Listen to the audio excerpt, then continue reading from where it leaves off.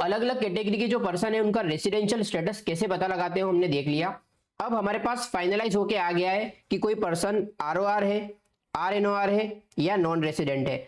अगर individual HOF है तो ये 3 कैटेगरी होगी, और अगर बाकी की कैटेगरी ऑफ पर्सन है तो या तो रेसिडेंट होगा या नॉन रेसिडेंट होगा। तो ये स्टेटस पता लगाने के बाद अब हमारा जो नेक्स्ट स्टेप आता है, यहां पे हम डिसाइड करते हैं स्कोप ऑफ टोटल इनकम। ठीक है, तो टोटली डिपेंड करता है रेसिडेंशियल स्टेटस पे। तो अब हमने रेसिडेंशियल स्टेटस पता लगा दिया है, तो अब हम डिसाइड करते हैं कि उस पर्सन के स्कोप ऑफ टोटल इनकम में कौन कौन सी इनकम आएगी। सेक्शन 5 जो है इनकम टैक्स एक्ट का, वो डील करता है with scope of total income के साथ। तो यहाँ पे अगर इंडिविजुअल और एचएफ की बात करें तो यहाँ पे हमारे पास 3 कैटेगरी के पर्सन हैं। आरओआर मतलब resident and ordinary resident, RNOR मतलब resident but not ordinary resident, NR मतलब नॉन रेसिडेंट। अब ब्रीफ में अगर देखें तो जो रेसिडेंट है उस पे ग्लोबल इनकम मतलब दुनिया में जितनी भी आप इनकम कमाओगे इंडिया में as well as foreign countries में, वो सारी की सारी जो इनकम है वो इंडिया में टैक्सेबल होने वाली है आरओआर को। बात करते हैं नॉन रेसिडेंट की, तो सिर्फ इंडियन इनकम मतलब इंडिया में कमाई हुई इनकम है उस पे ही इंडिया में टैक्स लगाया जाएगा। बात करते हैं third category resident but not ordinary resident, तो इसमें इंडियन इनकम तो टैक्सेबल है ही है, साथ साथ में कुछ स्पेसिफिक फॉरेन इनकम टैक्सेबल होगी। कौन सी इनकम होगी?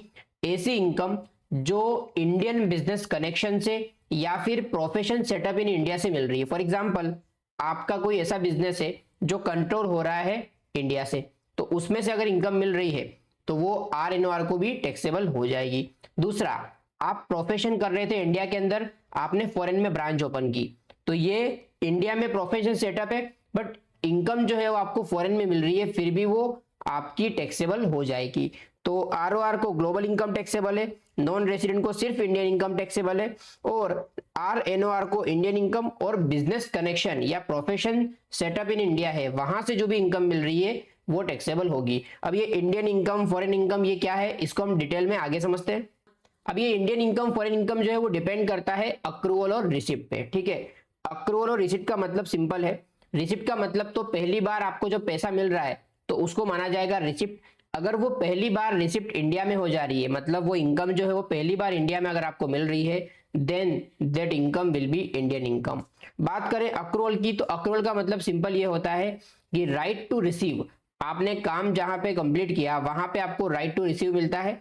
तो जहां पे आपको राइट टू रिसीव मिल रहा है मतलब अक्रू हो रहा है, उस जगह की वो इनकम कहलाएगी। अगर इंडिया में अक्रू हो रहा है राइट टू रिसीव तो वो इंडियन इनकम हो जाएगी। तो समझते हैं प्लेस ऑफ अक्रूवल और receipt. Scope of total income under section 5 depends on 2 की consideration, that is the place where the income accrual arises and the place where income is received. ठीक है, तो ये जितने भी 3 कैटेगरी के पर्सन हैं उन पे जो अक्रूवल और रिसिप्ट है उसके हिसाब से इंडियन इनकम, फॉरेन इनकम या इनकम फ्रॉम बिजनेस कनेक्शन और प्रोफेशन कनेक्शन इन इंडिया होगा। ठीक है, समझते हैं आगे एक एक करके। अब जो इंडियन इनकम हमने समझा उसको डिटेल में समझते हैं। ठीक है, तो यहाँ पे इनकम रिसीव्ड इन इंडिया क्या होता है? इनकम रिसीव्ड और deemed to be received in India, तो कुछ केसेस ऐसे होते हैं जहां पे इनकम जो है इंडिया में नहीं मिली फिर भी मान लिया जाता है कि इंडिया में मिली, वो हम केस बाद में देखेंगे। बट यहाँ पे अभी हम सिंपल समझते हैं कि इनकम रिसीव्ड इन इंडिया किसको कहा जाता है। ठीक है, तो क्या बोल रहे हैं यहाँ पे? इनकम रिसीव्ड और deemed to be received in India during the previous year, previous year के दौरान आपको कोई इनकम मिली है इंडिया के अंदर, it doesn't matter where it was earn, कहीं पे भी कमाई है, अगर इंडिया में आपको पहली बार, ठीक है, if the first receipt is in India it is taxable. Example के लिए आपने काम फॉरेन में किया कहीं पर भी, फॉर एग्जाम्पल कहीं पे जॉब की, बट जो सैलरी है वो आपके इंडिया के अकाउंट में क्रेडिट हो गई। ठीक है, या फिर आपने कुछ काम ऐसा किया जिसका पैसा आपको इंडिया की कंपनी जो है वो दे रही है, तो उस केस में आपने कमाई भले ही फॉरेन कंट्रीज में है बट इंडिया में रिसीव हुई पहली बार, that means it is Indian income. ये तो हो गया इनकम रिसीव्ड इन इंडिया। ठीक है, अक्रूवल की बात करते हैं कि राइट टू रिसीव कहां हो रहा है? इनकम विच अक्रूज और अराइजेस और डीम्ड टू अक्रू और अराइज इन इंडिया, तो यहाँ पे भी डीम्ड का केस है वो हम देखेंगे बाद में।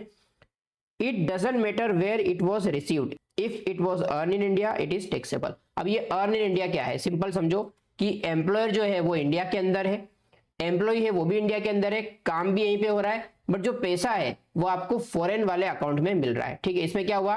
पैसा फॉरेन में मिला बट इनकम को कमाया गया इंडिया के अंदर।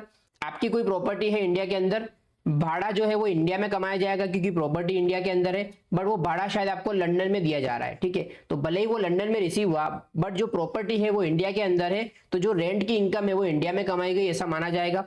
तो ये हमारा इंडियन इनकम हो गया कि अगर इनकम इंडिया में रिसीव हो रही है या फिर डीम टू रिसीव हो रही है, ठीक है। रिसीव होना या डीम टू रिसीव होना, अक्रू होना या डीम टू अक्रू होना, ये चारों में से कोई भी एक चीज है तो वो इंडियन इनकम हो जाएगी, ठीक है। तो यहां पे हम समराइज अगर करें तो इनकम रिसीव्ड या फिर डीम्ड रिसीव्ड है, या फिर इनकम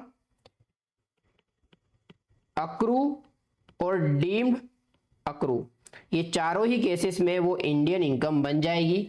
और वो तीनों ही कैटेगरी के person, whether they are ROR, RNOR या नॉन रेसिडेंट, तीनों ही कैटेगरी के पर्सन को टैक्सेबल होने वाली है। तो इंडियन इनकम का हम समझ गए। तो ये डीम टू अक्रू और अराइज या deem to received in India जो है, उस कंसेप्ट को फटाफट समझ लेते हैं ताकि हम आगे की चीजों को अच्छी तरह से समझ सकें, ठीक है। तो यहाँ पे डीम्ड इनकम के कंसेप्ट को समझते हैं। सेक्शन 7 जो है यहाँ पे दे रखा है received versus deem to be received, मतलब रिसीव तो एक्चुअल में आपको मिल रहा है कि इंडिया के अंदर जो अकाउंट है उसके अंदर हो रहा है, बट कुछ इनकम ऐसी है जिसको deem to receive in India माना जाएगा। कौन सी ऐसी इनकम है, ठीक है। कई बार ऐसा है जैसे employer contribution to recognize provident fund in excess of 12% of salary.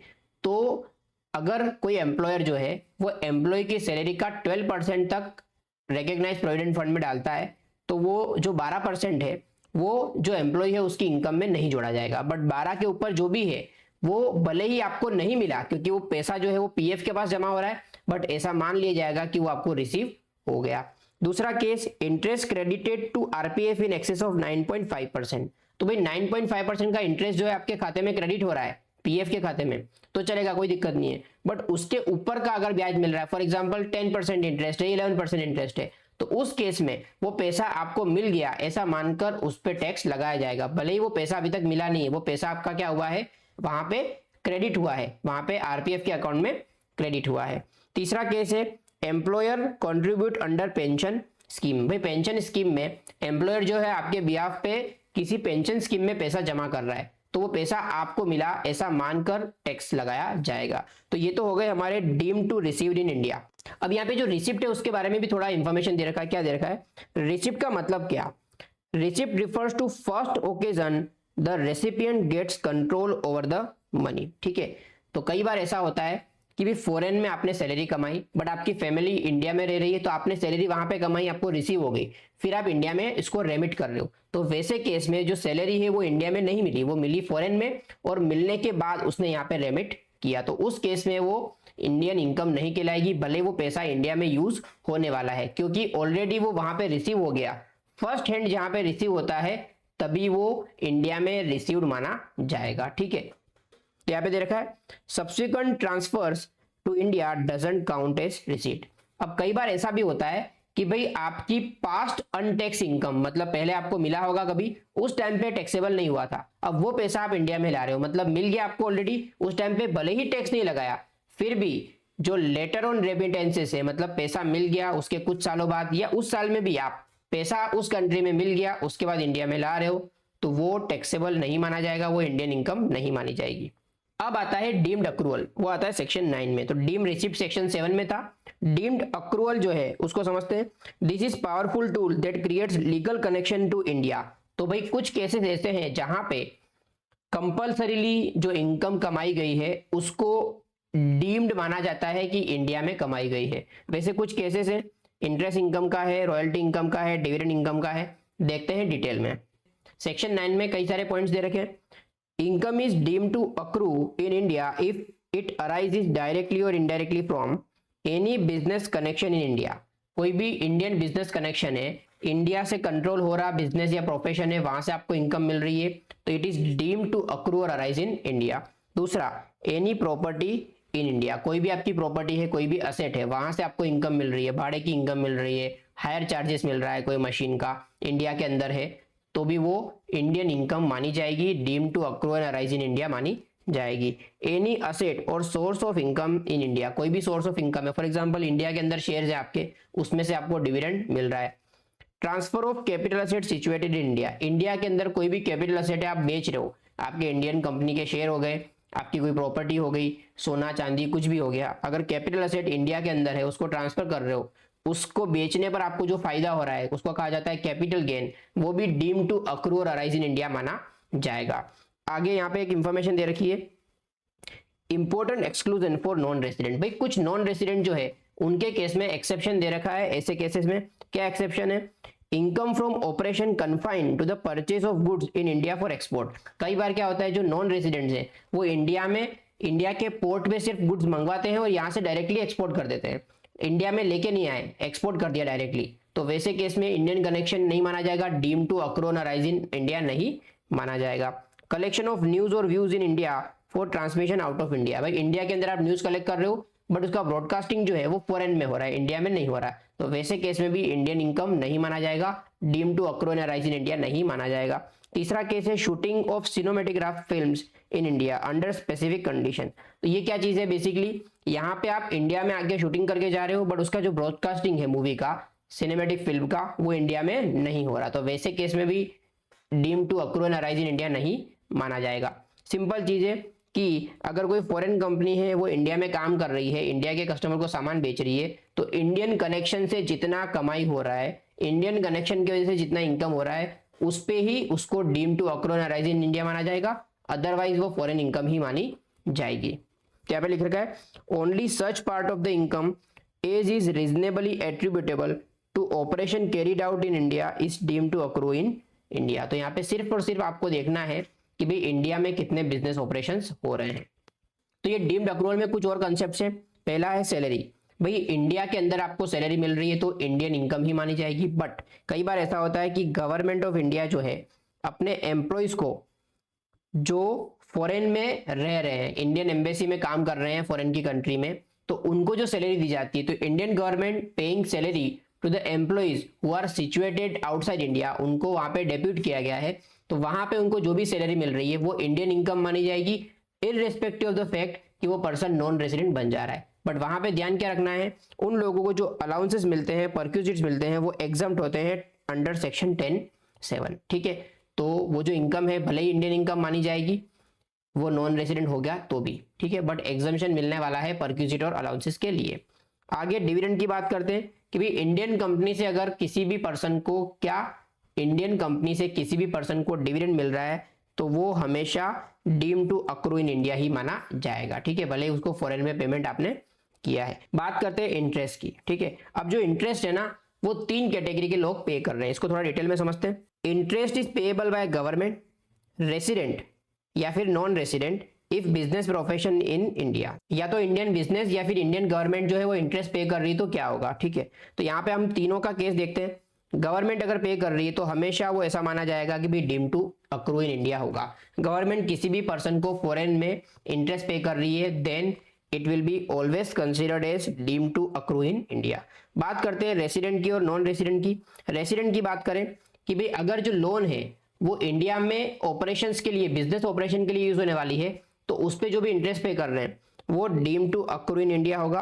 अगर जो रेसिडेंट ने लोन ली है उसका पैसा फॉरेन में यूज किया जा रहा है तो वो टैक्सेबल नहीं होगा। सेम वे नॉन रेसिडेंट के केस में भी ऐसा ही है कि अगर जो पैसा है वो इंडिया के बिजनेस में यूज हो रहा है तो Indian income, otherwise not an Indian income. Simple है, गवर्नमेंट कोई भी इंटरेस्ट पे कर रही है ऑलवेज इंडियन इनकम, उसके अलावा के जो भी लोग हैं वो पे कर रहे हैं। अगर बिजनेस जो है, जो पैसा यूज कर रहा है वो इंडिया के अंदर है तो इंडियन इनकम, फॉरेन में है तो not an Indian income.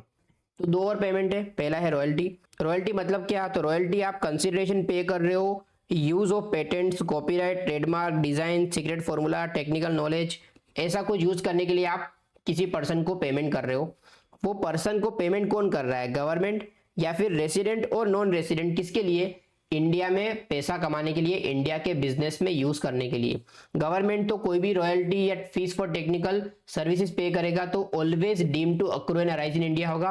But बाकी के जो 2 केसेस है, रेसिडेंट और नॉन रेसिडेंट, इस केस में आपको ये देखना है कि भाई जो सर्विस है, रॉयल्टी या फिर फीस फॉर टेक्निकल सर्विस, क्या इंडिया के अंदर इनकम कमाने के लिए जो बिजनेस में यूज हुआ है, वैसा अगर केस होगा तभी Indian income, otherwise foreign income. तो अब ये सारे कंसेप्ट पढ़ने के बाद हमें पता लग गया कि इंडियन इनकम मतलब क्या है। इंडियन इनकम मतलब simple, income received in India और अक्रू और अराइज इन इंडिया। साथ साथ में हमने दो डीम्ड वाले केस भी देखे कि deem to received in India और डीम टू अक्रू और arise in India.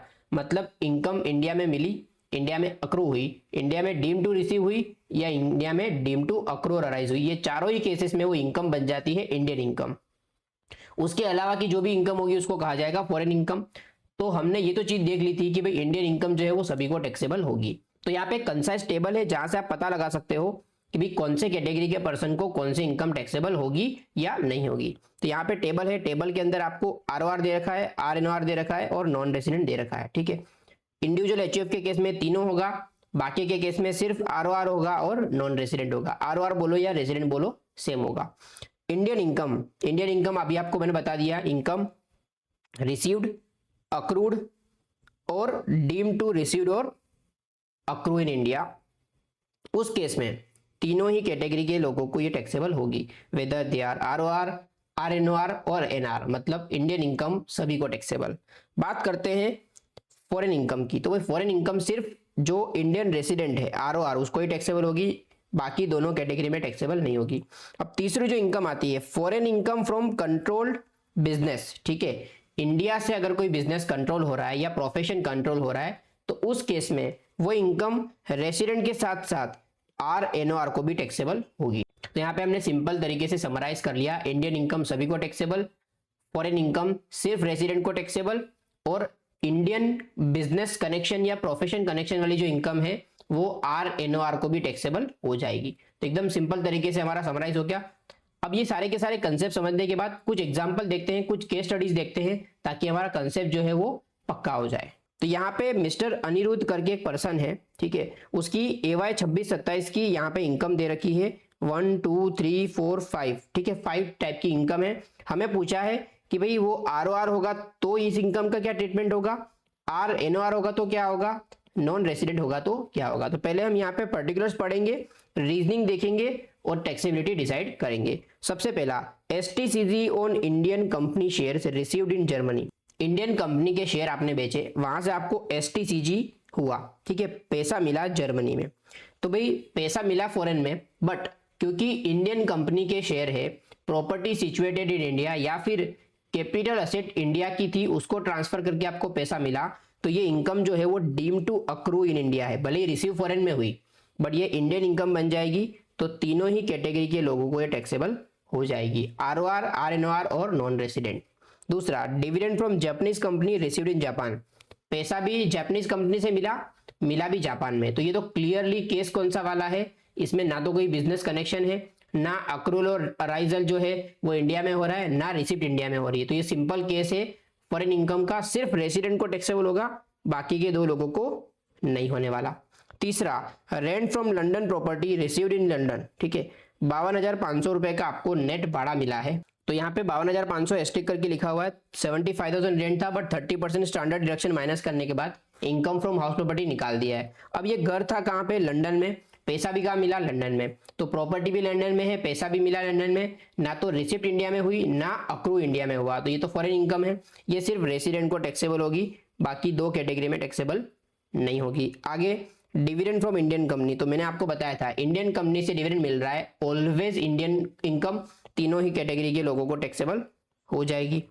Last, agriculture income from Gujarat 25,000। Simple है तो एग्जाम्प्ट है, गुजरात से मिली है, तीनों ही लोगों को एग्जाम हो जाएगी। तो यहाँ पे हमने टोटल कर दिया 83,500, 21,000, 21,000। तो ये अनिरुद्ध की जो भी इनकम है इंडिया से या फॉरेन से हमने पता लगा लिया कि टैक्सेबल होगी कि नहीं होगी।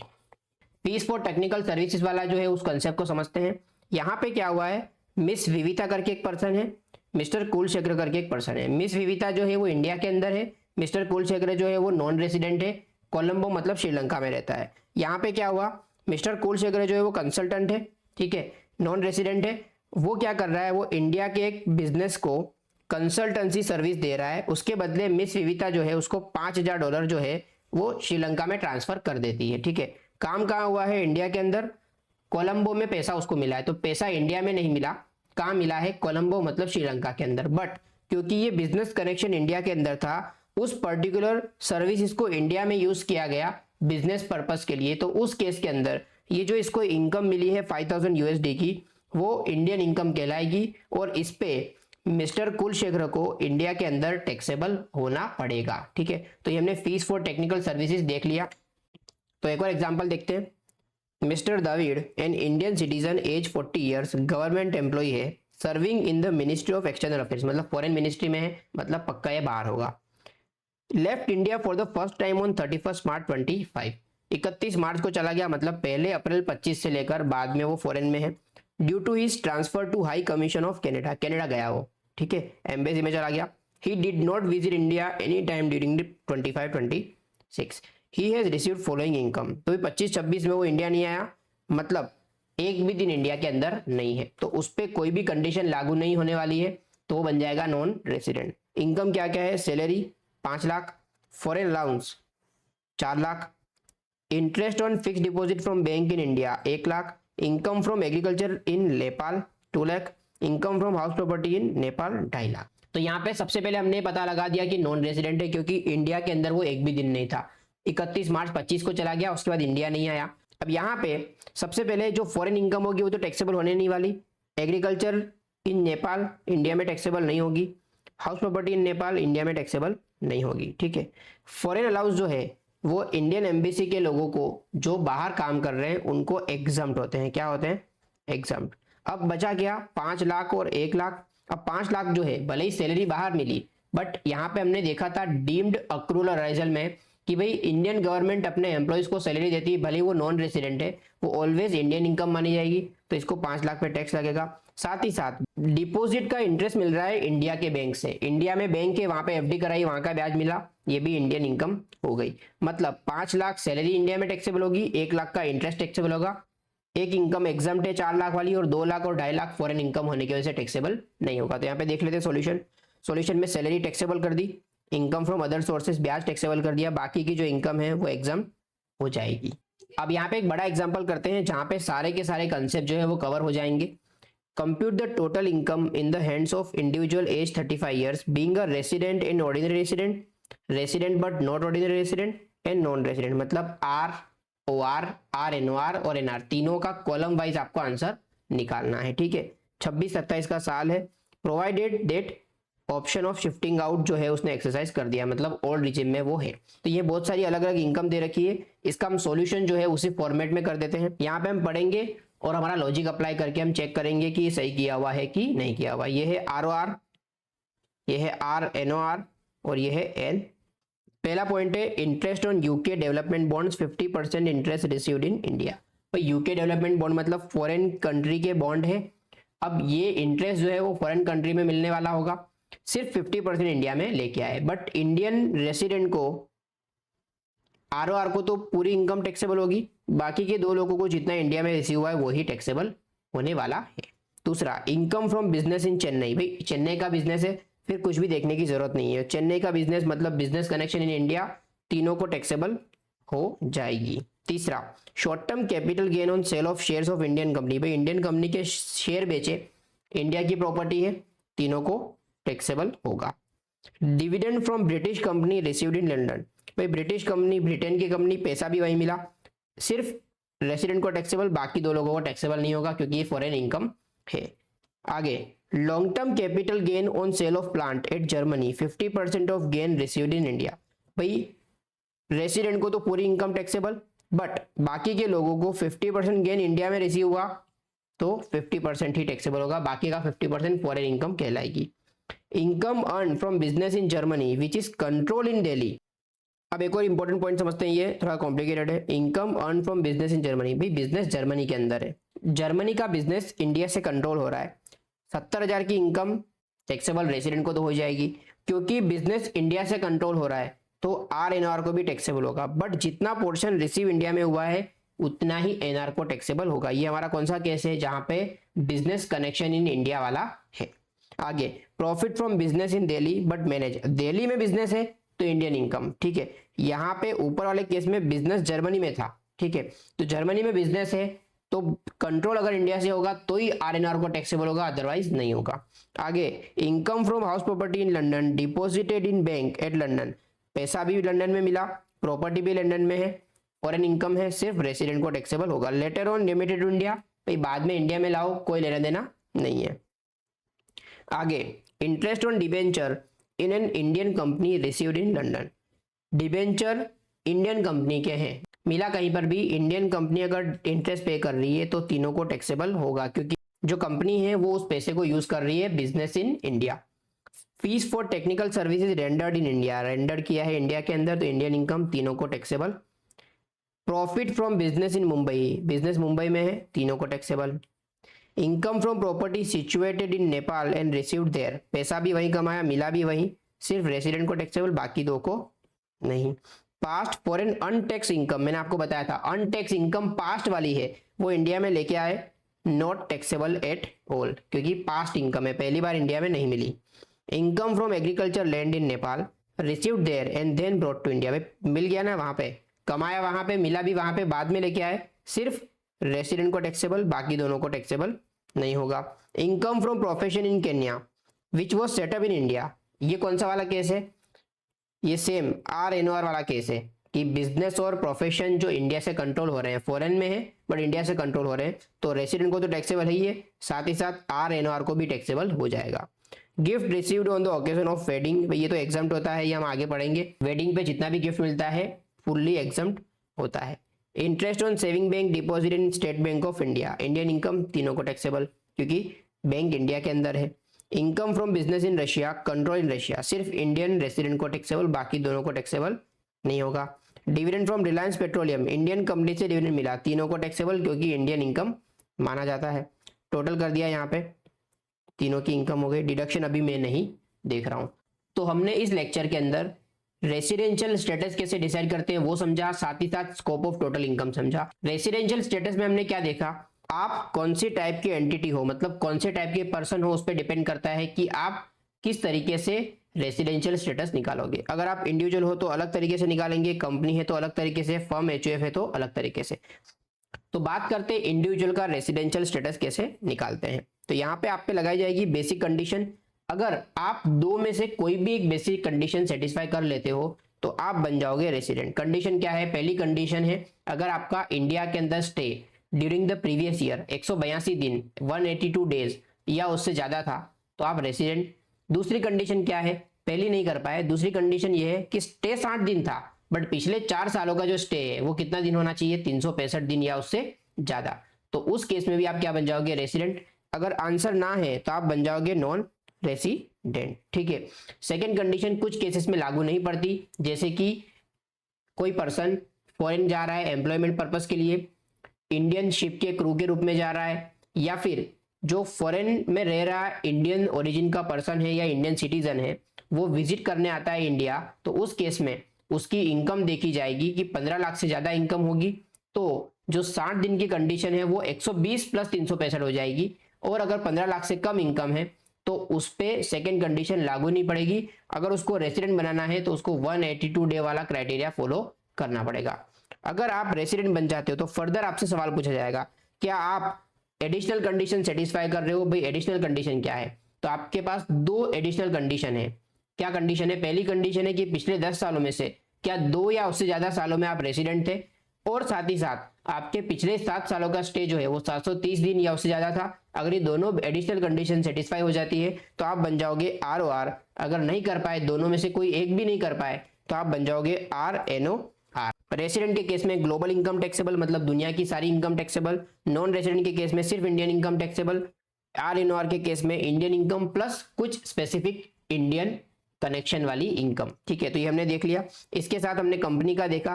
कंपनी के केस में देखा कि कंपनी अगर इंडियन कंपनी है, इंडियन कंपनीज एक्ट के हिसाब से बनी तो ऑलवेज रेसिडेंट। अगर फॉरेन कंपनी है तो वहां पे आपको POEM place of effective management देखना है। अगर POEM इंडिया में है तो रेसिडेंट, नहीं है तो नॉन रेसिडेंट। फर्म HUF की बात करें तो यहाँ पे आपको कंट्रोल एंड मैनेजमेंट देखना है। अगर थोड़ा भी कंट्रोल एंड मैनेजमेंट इंडिया के अंदर है तो resident, otherwise non resident. Specifically HUF की बात करें तो HUF अगर रेसिडेंट बन जाता है तो आपको कर्ता का स्टेटस देखना है। अगर कर्ता जो है वो एडिशनल कंडीशन सेटिस्फाई कर देता है तो HUF बन जाएगा ROR, अदरवाइज बनेगा RNOR। तो हमने पूरा का पूरा चैप्टर जो है वो काफी अच्छी तरीके से ग्राफिकल वे में समझ लिया है। तो इसके बाद हम क्या करेंगे, हमारे एक्सरसाइज के कुछ क्वेश्चन है वो सोल्व कर देंगे। 5 to 7 मार्क्स का इसका वेटेज होता है। काफी अच्छा टॉपिक है, काफी इजी टॉपिक है। तो टेस्ट और नॉलेज पोर्शन के कुछ सम्स करते हैं। पहला क्वेश्चन है, mister Ram N Indian citizen left India on 22 September 2025 for the first time. पहली बार गया, मतलब उससे पहले वो परमानेंटली इंडिया के अंदर था। Work as officer of company in Germany, तो इंडिया से जर्मनी गया है 22 सितंबर को। Determine the residential status of Ram for AY 26-27, मतलब आपको फाइनेंशियल ईयर 25-26 के लिए इसका रेसिडेंशियल स्टेटस लगाना है। तो इसका आंसर कैसे देंगे हम? सबसे पहले हमें लिखना होगा बेसिक कंडीशन, ठीक है। तो भाई बेसिक कंडीशन आपको जो अप्लाई करनी है इस पे 182 डेज और मोर वाली, ठीक है। सेकंड कंडीशन जो बेसिक वाली है वो इस पे अप्लाई नहीं होगी, क्यों? क्योंकि वो इंडियन सिटीजन है और बाहर काम करने जा रहा है, ठीक है। तो ऐसे केस में उस पर सेकंड कंडीशन लागू ही नहीं होती, उसको सिर्फ और सिर्फ एक ही बेसिक कंडीशन अप्लाई करनी होगी। अगर वो सेटिस्फाई कर लेता है वो बन जाता है रेसिडेंट, नहीं करता है तो नॉन रेसिडेंट। तो यहाँ पे हम चेक करें कि भाई वो इंडिया से बाहर कब गया, 22/9 को, मतलब 1/4/2025 से लेकर 22 सितंबर 2025 तक वो इंडिया में था। तो इसके number of days in India count करते हैं। अप्रैल, मई, जून, जुलाई, अगस्त, सितंबर में कुछ ही दिन। अप्रैल के 30 दिन, मई के 31 दिन, जून के 30 दिन, जुलाई के 31, अगस्त के भी 31। सितंबर में कब गया? 22/9 को। तो हमने पढ़ा था कि जिस दिन जाए वो भी इंडिया में गिनना है, जिस दिन आए वो भी इंडिया में गिनना है। तो 22 तारीख को भी इंडिया में गिनेंगे, मतलब 22 दिन वो रहा था सितंबर में। अब इनके सारे डेज का टोटल करते हैं हम लोग। 30 + 31 + 30 + 31 + 31 + 22, तो टोटल उसका number of days of stay हो रहा है इंडिया के अंदर 175 डेज। क्योंकि ये बेसिक कंडीशन सेटिस्फाई नहीं कर पाया, क्योंकि इस पे एक ही लागू पड़ती है, सेकंड वाली कंडीशन लागू नहीं पड़ेगी, क्योंकि वो एम्प्लॉयमेंट के लिए जा रहा है। तो 175 डेज होने की वजह से वो बन जाएगा नॉन रेसिडेंट। बिकॉज अब देखते हैं question 2। Mister day residing in US since 1990, 1990 से वो वहां रह रहा है, इंडिया का होगा बट 1990 से बाहर रह रहा है। Visits India for 30 days every year, हर साल वो 30 दिन के लिए इंडिया आता है। He came back to India on 1/4/24 for permanent settlement, 1/4/24 को वो यहीं पे रहने के लिए आ गया, मतलब 1/4/24 से अभी तक वो यहीं पे रह रहा है। What will be his residential status for AY 26-27? तो इसका नंबर ऑफ डेज जो स्टेज है ना, वो पहले एक बार टाइमलाइन बना के लिख देते हैं, ठीक है। हमारा जो प्रीवियस ईयर है वो कौन सा वाला है? 25-26। इससे पहले 24-25, 23-24, ठीक है। 10 साल का लिख लेते हैं ताकि हमको काम आएगा। 1, 2, 3, 4, 5, 6, 7, 8, 9, 10, ठीक है। 22-23, 21-22, 20-21, 19-20, 18-19, 17-18, 16-17 और 15-16, ठीक है। ये इसके टोटल पिछले 10 साल का हिस्ट्री हो गया। प्रीवियस ईयर में वो 365 दिन था पूरे दिन, 24-25 में वो 365 दिन था, ठीक है। अभी लीप ईयर को मैं इग्नोर कर रहा हूं, बाकी के सारे साल में वो 30 दिन रहा था।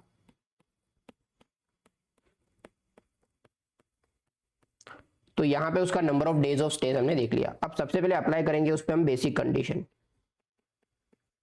भाई बेसिक कंडीशन क्या है? बेसिक कंडीशन है 182 डेज और मोर। अगर आप इंडिया में रह रहे हो तो आप क्या बन जाओगे? रेसिडेंट। सेकंड कंडीशन की भी बात नहीं कर रहे, पहली कंडीशन अप्लाई करके देखते हैं। भाई प्रीवियस ईयर में 365 दिन है तो उसने सेटिस्फाई कर ली, फर्स्ट बेसिक कंडीशन सेटिस्फाई कर ली उसने, वो बन गया रेसिडेंट। क्या बन गया? रेसिडेंट।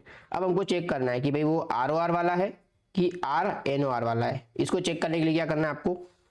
एडिशनल कंडीशन अप्लाई करनी है। भाई एडिशनल कंडीशन क्या है? एडिशनल कंडीशन ये है कि 2 ईयर्स, कोई भी 10 सालों में से 2 ईयर्स आउट ऑफ 10 ईयर्स क्या होना चाहिए? रेसिडेंट, ठीक है। और दूसरा साथ साथ में एंड है 730 दिन और मोर उसका स्टे होना चाहिए पिछले 7 सालों में, ठीक है। तो यहाँ पे 10 साल का डेटा दे रखा है। पहले चेक करते हैं कि भाई क्या 2 सालों में ये रेसिडेंट था। भाई पिछले साल तो ये रेसिडेंट था 182 दिन की कंडीशन के हिसाब से, बट उसके अलावा किसी भी साल में वो रेसिडेंट नहीं है, वो कोई भी कंडीशन सेटिस्फाई नहीं कर पा रहा है दूसरी वाली। तो भाई ये पहली कंडीशन सेटिस्फाई नहीं की, दोनों कंडीशन सेटिस्फाई करना जरूरी है, पहली नहीं की तो आगे हम चेक करने की जरूरत ही नहीं है। सिंपल, ये क्या बन गया RNOR, ठीक है, क्योंकि उसने बेसिक कंडीशन सेटिस्फाई कर ली थी बट एडिशनल कंडीशन सेटिस्फाई नहीं कर पाया, तो वो क्या बन गया, resident but not ordinary resident. Mister Ramesh and mister Suresh are brothers and they earn the following incomes during financial year 25-26।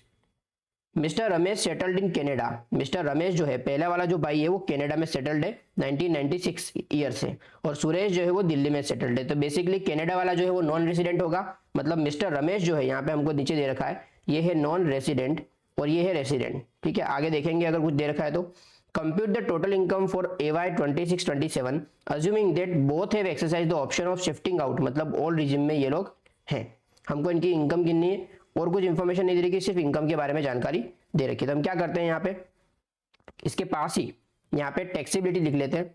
तो वही रमेश की लिखेंगे यहाँ पे और यहाँ पे लिखेंगे सुरेश की। अब रमेश जो है वो नॉन रेसिडेंट है, सुरेश जो है वो रेसिडेंट है। इनकम देखते जाएंगे और टैक्सेबल है कि नहीं वो लिखेंगे। सबसे पहले interest on Canada development bond, भाई कनाडा डेवलपमेंट बॉन्ड वहीं पे इंटरेस्ट मिला होगा, ब्रैकेट में लिखा है only 50% of interest is received in India. बात करें सुरेश की, भाई सुरेश जो है वो रेसिडेंट है तो उस पर ग्लोबल इनकम पे टैक्स लगता है, तो पूरा 40,000 टैक्स हो जाएगा। बट रमेश की बात करें, since he is non resident, तो जो इंडिया में रिसीव या अक्रू हुई उस पर ही टैक्स लगेगा। सिंस यहाँ पे only 50% is received in India, तो 35,000 का 50% 17,500 रुपए ही टैक्सेबल होगा।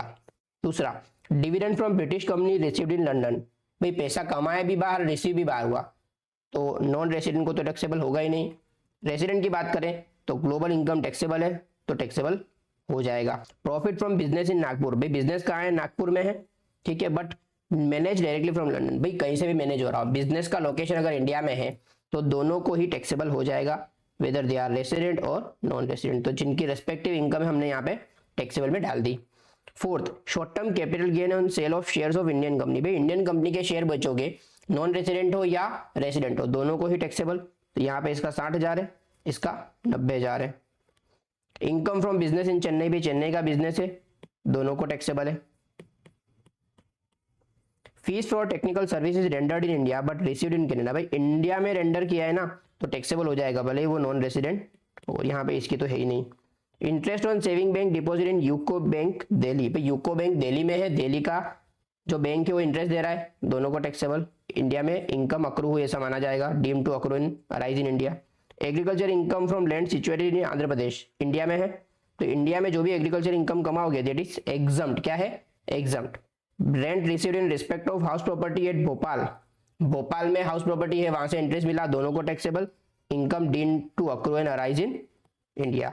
अब यहाँ पे हम अज्यूम कर सकते हैं कि इसमें 30% डिडक्शन मिले, तो अगर 30% डिडक्शन हम लेना चाहते हैं स्टैंडर्ड डिडक्शन, तो यहाँ पे लिखेंगे 70,000, यहाँ पे लिखेंगे 60,000 का 30% माइनस करने के बाद बचता है 42,000। तो ये आपको अज्यूम कर लेना, नीचे नोट लिख देना है। लास्ट में लाइफ इंश्योरेंस के बारे में दे रखा है, ये हम भी इग्नोर कर रहे हैं क्योंकि हमने डिडक्शन का चैप्टर अभी तक पढ़ा नहीं है। तो इतनी इनकम इसकी टैक्सेबल होगी, इतनी इनकम इसकी टैक्सेबल होगी, टोटल निकाल लेते हैं यहाँ पे 434,500।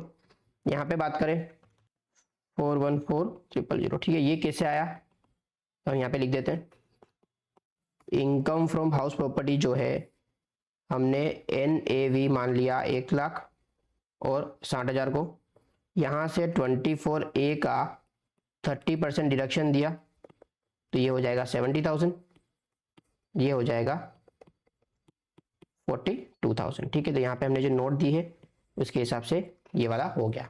इस तरीके से हमने resident as well as non resident की इनकम काउंट की।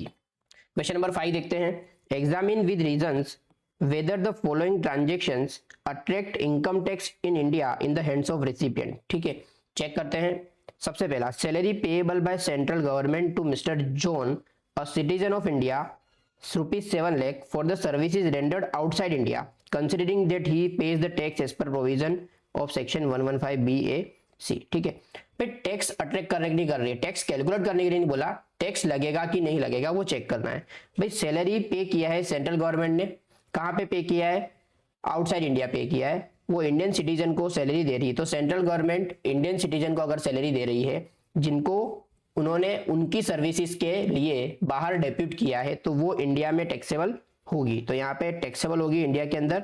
ये डीम टू अक्रू और अराइज इन इंडिया जो है सेक्शन 9 के हिसाब से टैक्सेबल होने वाली है। Interest on money is borrowed from outside India 5 lakh bye non resident for purpose of business with in India. भाई इंडिया के अंदर बिजनेस करने के लिए आपने इंटरेस्ट पे कर रहे हो, मतलब आपने लोन ली है उसका इंटरेस्ट पे कर रहे हो। मुंबई के अंदर अगर आप बिजनेस कर रहे हो तो ये इंडिया में टैक्सेबल हो जाएगा इंटरेस्ट, भले ही वो बाहर वाले से आपने लोन ली है।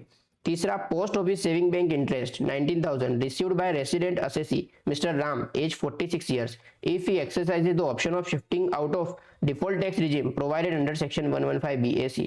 तो ये पोस्ट ऑफिस सेविंग बैंक का इंटरेस्ट जो है वो टैक्सेबल तो होता है, बट 3500 रुपए तक का जो इंटरेस्ट है सिंगल अकाउंट में और 7,000 रुपए ज्वाइंट अकाउंट में एग्जम्प्ट होता है, उसके ऊपर का ही टैक्सेबल होता है। तो यहाँ पे 19,000 जो है उसमें से 3500 रुपए माइनस करने के बाद बाकी का टैक्सेबल करेंगे। ठीक है, इसको हम डिटेल में पढ़ेंगे जब हम एग्जम्प्ट इनकम पढ़ेंगे तब। आगे, royalty paid by resident to non resident in respect of business carried outside India. भाई रेसिडेंट ने नॉन रेसिडेंट को रॉयल्टी पे की है जो बिजनेस कहाँ हो रहा है आउटसाइड इंडिया, तो इस केस में सिर्फ रेसिडेंट को टैक्सेबल होता है, नॉन रेसिडेंट को नहीं होता है। तो यहाँ पे लिखेंगे नॉट टैक्सेबल। हमने कुल शेखर वाला एग्जांपल देखा था, वो जो सर्विसेज है वो इंडिया में यूज हुई थी इसलिए उसको हम टैक्सेबल कर रहे थे। यहाँ पे जो बिजनेस है वो बाहर है, इंडिया में बिजनेस कनेक्शन नहीं है। Legal charges of 5 lakh paid in Delhi to a lawyer of United Kingdom who visited India to represent the case of Delhi High Court. भाई इंडिया के अंदर केस उसने रिप्रेजेंट किया है, ये टेक्निकल सर्विसेज जो होता है या फिर प्रोफेशनल सर्विसेज उसकी कैटेगरी में आता है, तो ये इंडिया में टैक्सेबल हो जाएगा। ठीक है, तो इसको आपको सेक्शन के साथ रीजनिंग के साथ इसका आंसर देना है। क्वेश्चन नंबर 6 देखते हैं। From the following particulars of income furnished by mister Ashutosh age 65 years pertaining to year ended 31st March 26, compute the total income for AY 26-27 assuming that he has exercised option of shifting out। Old regime में है, अगर वो ROR होगा तो क्या होगा और NR होगा तो क्या होगा। तो यहाँ पे हम लिख देते हैं ROR और NR, पढ़ते जाएंगे और लिखते जाएंगे। Capital gain on sale of land in Jaipur. भाई लैंड जयपुर में है, पैसा कहीं पे भी मिले, ये deem to accrue and arise in India है, तो ये कैपिटल गेन जो है वो यहाँ पे टैक्सेबल हो जाएगा इंडिया के अंदर, वेदर दे आर रेसिडेंट और नॉन रेसिडेंट। दूसरा, rent from property in Delhi let out to branch of a foreign company. भाई कहीं पे भी कुछ भी है, इंडिया में प्रॉपर्टी है उसका भाड़ा मिल रहा है, इंडिया में taxable, whether they are resident और नॉन रेसिडेंट, ये इंडियन इनकम मानी जाएगी, दोनों ही कैटेगरी में टैक्सेबल होगी। Agriculture income from land situated in Nepal received in Nepal. भाई जो रेसिडेंट है उसको तो टैक्सेबल हो जाएगी, क्योंकि agriculture income from land in India जो है वो एग्जम्प्ट है, ये तो टैक्सेबल होगी। तो रेसिडेंट जो है उसको तो ग्लोबल इनकम टैक्सेबल है, तो इसको तो 55,000 टैक्सेबल हो जाएगा, बट नॉन रेसिडेंट के केस में नहीं होगा, क्योंकि नेपाल में कमाया, नेपाल में रिसीव हुआ, income neither received in India nor accrue in India, तो इस केस में नॉन रेसिडेंट को टैक्सेबल नहीं होगा। Interest on saving deposit in UK bank Delhi 18,000, दोनों को टैक्सेबल, इंडियन बैंक है। Income earn from business in London which is control from Delhi, Delhi से कंट्रोल हो रहा है। भाई रेसिडेंट को तो पूरा 7,500 टैक्सेबल, बट कंट्रोल हो रहा है दिल्ली से, बिजनेस कहाँ पे है, फॉरेन में। अगर बिजनेस दिल्ली में होता तो इंडियन इनकम मानी जाती, ये बिजनेस कनेक्शन वाली इनकम है, तो यहाँ पे जितना इंडिया में रिसीव हो उतना ही टैक्सेबल करेंगे, तो नॉन रेसिडेंट के केस में 35,000 टैक्सेबल होगा। हाँ, अगर RNOR होता तो उसको ये 60,000 पूरा का पूरा टैक्सेबल होता। तो ये हमारा बिजनेस कनेक्शन वाली इनकम है, इसको हमको ध्यान रखना है। Gift receive from daughter on his birthday, भाई ये एग्जम्पशन होता है, डॉटर से या किसी भी रिलेटिव से, ब्लड रिलेटिव से अगर आपको गिफ्ट मिले तो वो एग्जम्प्ट होता है। ये हम देखेंगे जब हम इनकम फ्रॉम अदर सोर्सेस या फिर गिफ्टिंग का जो प्रोविजन देखेंगे तब। पर अभी के लिए मान लेते हैं कि रिलेटिव से जो भी गिफ्ट मिल रहा है दैट इज एग्जम्प्ट। आगे, past foreign tax income brought to India. भाई फॉरेन से इनकम टैक्स करी हुई हो या नहीं करी हुई, पास्ट वाली है तो इंडिया में अभी लेके आए, पहली बार जहां पे मिला वहां पे आपको इनकम टैक्स लगाना है, यहाँ पे कुछ भी टैक्सेबल नहीं होगा। इवन इफ ये अनटैक्स होता तो भी यहाँ पे टैक्सेबिलिटी में नहीं आता। Fees for technical services render to Shine limited a foreign company for business outside India and received also outside India. Resident को टैक्सेबल होगा, नॉन रेसिडेंट को टैक्सेबल नहीं होगा। इसका टोटल कर देंगे, हमारा सॉल्यूशन आ जाएगा। एक और क्वेश्चन देखते हैं। Mister Dhanush an Indian citizen age 35 years work in ABC limited Mumbai. ठीक है, काम कर रहा था मुंबई में। He got job offer from XYZ on 1/6/24। पिछले साल उसको जॉब ऑफर मिला था 1/6 को। He left India for the first time on 31 July 24। पहली बार वो इंडिया से बाहर गया, मतलब इससे पहले वो हमेशा इंडिया में ही था। And join XYZ on 8/8। भाई ज्वाइन कब किया वो नहीं देखना है, इंडिया से कब गया, 31/7 को। During the previous year 25-26 mister Dhanush visited India from 25/5 to 22 सितंबर। ठीक है, 25/5 से लेकर 22/9 तक वो इंडिया में आया था, मतलब इंडिया में उसका स्टे काउंट होगा। जिस दिन आया वो भी गिनना है, जिस दिन गया वो भी इंडिया में ही गिनना है। He has earn the following income. क्या क्या इनकम कमाई उसने? सबसे पहले salary from XYZ incorporation USA, received in USA। Income accrue भी बाहर हुई, अराइज भी बाहर हुई, ये है हमारी foreign income. Dividend from Indian companies, always Indian income. Agriculture income exempt है, ठीक है, पंजाब में है इसके लिए। रेंट रिसीव्ड और receivable from house property in Lucknow, Indian income तो है बट इसमें से 30% का डिडक्शन मिलेगा, क्योंकि ये रेंट रिसीव्ड और रिसीवेबल है, ये इनकम फ्रॉम हाउस प्रॉपर्टी नहीं है। हमको NAV दिया हुआ है, तो यहाँ पे माइनस कर देंगे तो ये हो जाएगा 2,80,000। अब हमको जो इनकम देखनी है वो कितनी देखनी है? सिर्फ 2,80,000, ये इनकम है। आगे profit from profession in USA which was setup in India, तो ये बिजनेस कनेक्शन वाली इनकम है। बिजनेस कनेक्शन वाली जो इनकम है ये सिर्फ किसको टैक्सेबल होती है? रेसिडेंट और RNOR की। ठीक है, तो यहाँ पे हमें क्या पूछ रहे हैं? रेसिडेंशियल स्टेटस पता लगाओ और इसकी इनकम गिनो। ठीक है, सबसे पहले बात करते हैं रेसिडेंशियल स्टेटस की। तो यहाँ पे हमको उसको रेसिडेंशियल स्टेटस चेक करने के लिए सबसे पहले बेसिक कंडीशन लगानी है। बेसिक कंडीशन, तो बेसिक कंडीशन क्या है? जो स्टे है वो चेक करना है। स्टे चेक करते हैं इंडिया के अंदर। 25-26 के अंदर वो इंडिया में आया था। कब आया? 25/5 को, और गया कब? 25/5/25 को आया और 22 सितंबर 25 को चला गया। स्टे गिनते हैं उसका। मई में था वो यहाँ पे कुछ दिन, जून में था, जुलाई में था, अगस्त में था, सितंबर में था।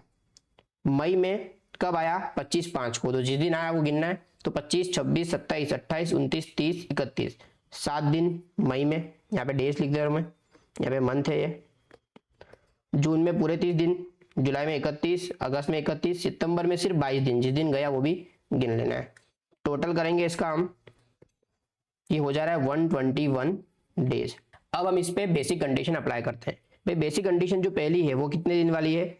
182 दिन या उससे ज्यादा नहीं हो रही है। सेकेंड कंडीशन 60 + 365 वाली, वो यहाँ पे लागू नहीं होगी। क्यों लागू नहीं होगी? क्योंकि वो एम्प्लॉयमेंट के लिए बाहर गया है। बट एक दूसरी कंडीशन है कि जहां पे 120 दिन हो जाता है, अगर इंडियन सोर्सेस से आपकी इनकम 15 लाख से ज्यादा है। इस केस में ये कंडीशन सेटिस्फाई होने पर वो RNOR बन जाता है। क्या बोला मैंने? 182 दिन वाली कंडीशन लागू नहीं होने वाली, क्योंकि उसका स्टेज जो है वो सिर्फ 121 डेज है। 60 दिन वाली तो कंडीशन लागू ही नहीं पड़ती है। एक्सेप्शन में है कि अगर एम्प्लॉयमेंट के लिए गया है तो उस केस में 60 दिन 365 दिन वाली कंडीशन नहीं लगानी। बट यहाँ पे हमने एक्सेप्शन का भी एक्सेप्शन देखा था कि अगर कोई पर्सन है उसकी इंडियन सोर्सेज से इनकम 15 लाख से ज्यादा हो जाए तो उस पे जो कंडीशन है वो सेकेंड वाली लगेगी, बट 120 दिन वाली होगी। तो यहाँ पे 60 दिन वाली तो लगने नहीं वाली, बट 120 दिन वाली लग सकती है। क्या चेक करते हैं उसकी इनकम जो है वो 15 लाख से ज्यादा है कि नहीं। तो इंडियन सोर्सेज से जो इनकम है वही हमको गिननी है। तो भाई सैलरी USA में ये नहीं आएगा, डिविडेंड ये आएगा, एग्रीकल्चर इनकम ये तो एग्जम्प्ट है, 2,80,000 ये आएगा, और ये भी ले लेंगे हम। ठीक है, तो 5,50,000 + 2,80,000 + 6 लाख इंडियन इनकम हम लोग गिन रहे हैं। इंडियन इनकम तो 5,50,000 + 2,80,000 + 6 लाख, टोटल करेंगे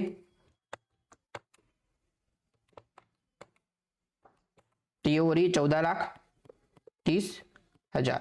ठीक है, तो 14,30,000 जो है वो 15 लाख से कम है, तो ये सेकंड कंडीशन तो बिल्कुल ही लागू नहीं पड़ी। तो सिंपल तरीके से हम चेक करें तो वो क्या बन गया? Non resident. तो ये क्या बन गया? Non resident. अब नॉन रेसिडेंट बनने की वजह से उसकी जो भी इंडियन इनकम होगी वही टैक्सेबल होगी। चेक करते हैं यहाँ पे। तो भाई इंडियन इनकम कौन कौन सी है? ये वाली ये तो एग्जाम्प्ट है, ये वाली और ये वाली तो नहीं होगी क्योंकि ये सिर्फ RNOR या फिर रेसिडेंट को टैक्सेबल होती है। तो यहाँ पे इसकी जो इनकम है वो सिर्फ 5.5 लाख और 2,80,000 ये दोनों ही टैक्सेबल होगी इंडिया के अंदर। तो यहाँ पे हम चेक करें कि टैक्सेबल इनकम जो है दो है, एक है डिविडेंड और दूसरा है रेंट। रेंट है 2,80,000, डिविडेंड है 5.5 लाख। टोटल करेंगे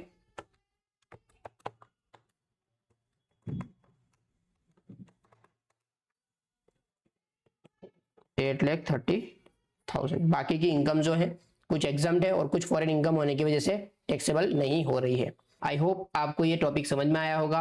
अगर आपको इस वीडियो से थोड़ा भी बेनिफिट मिल रहा है तो please like share and subscribe the video. अपने फ्रेंड्स के साथ शेयर करिए। कमेंट में बताइए अगर कोई सजेशन या कोई इंप्रूवमेंट की जरूरत है। जो ये नोट्स जिससे मैं पढ़ा रहा हूँ वो अगर आपको चाहिए तो व्हाट्सएप की जो लिंक है वो डिस्क्रिप्शन में है, वहां से आप ज्वाइन कर लीजिए या फिर टेलीग्राम ग्रुप में ज्वाइन कर लीजिए। आपको वहां पे ये PDF मिल जाएगी।